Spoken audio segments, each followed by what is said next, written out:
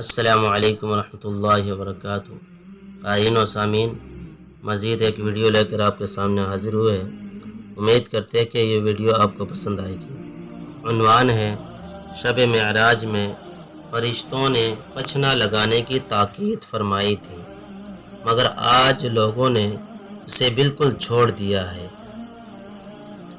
حضرت عبداللہ بن مسعود رضی اللہ تعالیٰ عنہ سے روایت ہے کہ رسول اللہ صلی اللہ علیہ وسلم نے معراج میں پیش آنے والی جو باتیں بتائی، ان میں ایک بات یہ بھی تھی کہ آپ فرشتوں کی جس جماعت پر بھی گزرے، انہوں نے کہا کہ آپ اپنی امت کو حجامت یعنی پچھنے لگانے کا حکم دیجیے۔ مشکوٰۃ المصابیح۔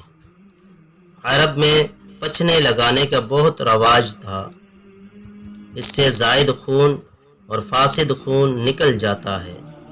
بلڈ پریشر کا مرض جو عام ہو گیا ہے، اس کا بہت اچھا علاج ہے۔ لوگوں نے اسے بالکل ہی چھوڑ دیا ہے۔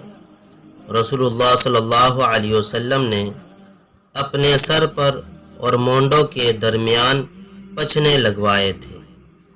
تو قارئین و سامعین، ہمیں بھی چاہیے کہ ہم اس طریقہ علاج کو اپنائیں۔ اللہ رب العزت ہمیں صحت و سلامتی عطا فرمائے۔ آمین یا رب العالمین۔